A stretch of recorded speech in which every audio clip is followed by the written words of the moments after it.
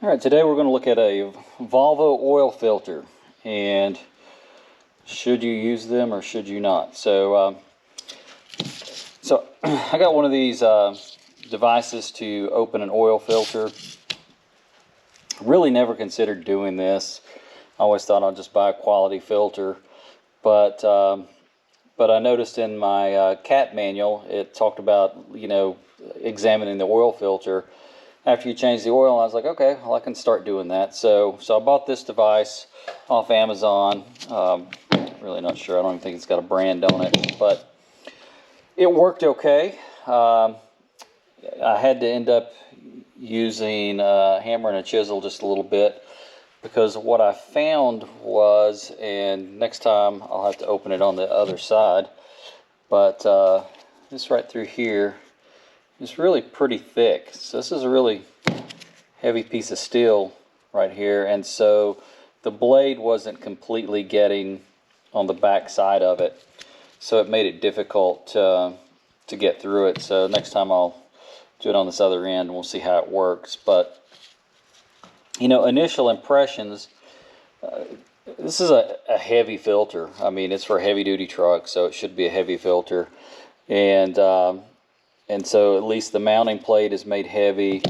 The the case itself, or the canister, is heavy. And looking down inside the filter, you can tell that this inner wire screen is heavy compared to a lot of filters I've seen. I've seen a lot of filters people show where they're collapsing, and this is really flimsy in here. But it looks really heavy. The first thing that I kind of wonder about, though, is if you'll notice, so this sits right on top of here. Your oil to be filtered goes into these holes, and the filtered oil comes back out the top, back into the engine. But when I take this off, there's no seal around this. So, and I don't think I dropped it anywhere, but maybe somebody else that's got more knowledge of this can tell me. But there's no seal there, so I'm kind of like, okay, if this is just sitting on here and there's no seal, is that going to allow the contaminated oil and the clean oil to mix? I'm going to go ahead and trying to hold the camera, do this. So the other thing, when you look down in the filter housing, you can see that there is a little piece of sheet metal down in there that kind of holds it up off the bottom, which I think is a good thing to have. Kind of let more oil sit down in there, and so that holds it off the bottom. So I think that's a good design.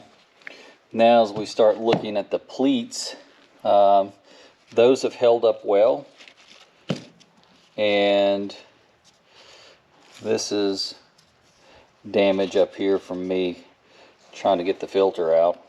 But when you look where I've not had any influence on it, this all looks good. Down in here, they're not collapsed.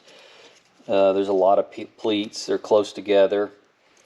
And so what I'm going to do is I'm going to cut a section of these pleats out to examine, but we're going to kind of do a couple of tests to see how strong this is in the center of the filter as well, to keep it from collapsing.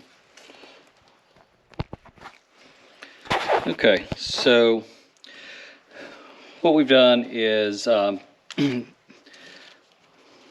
cut the filter media out with a box knife, and just cut a section of it out, put it in the vise, and what I'm looking for is signs of engine wear, metal fragments. And you can see there's some metal fragments in here. There's not a lot. The pieces that are in here are pretty robust. So you can see right there's one. Got one there. This is also a pretty big piece here.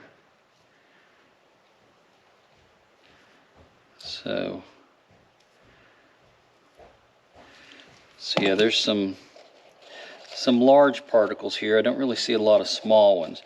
And this is taken out of a Volvo with about 7,500 miles on it. So, so new truck, and just the initial oil change. So in terms of this filter, you know, I'm just gonna, so I'm pressing on it pretty hard there, and it's not doing anything. So let's just see how strong it is. So that's a pretty good whack with the hammer to get a dent. Again, like I said, the only reason I'm even looking at this is because I've seen people pull filters out that were just absolutely crushed.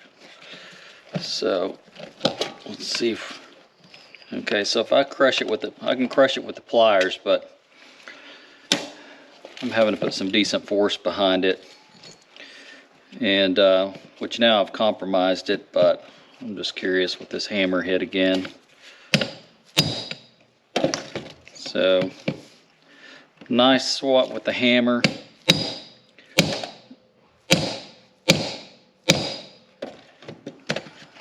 Finally it broke through, but so that's really substantial. So in terms of just the structure, I'm pretty pleased with this filter, and I think I will continue using them, but I believe I'm going to at least get another brand and check it out. And because again, the only thing that I'm concerned about is right under here, why there's no gasket or anything there. So could these oils be mixing? But so if you guys have some more ideas and can kind of clarify that for me, I would love to hear what you got to say. Appreciate you watching. But if you like these videos, find them helpful, if you'd subscribe, that'd be great. Hope you have a blessed day, and thanks again.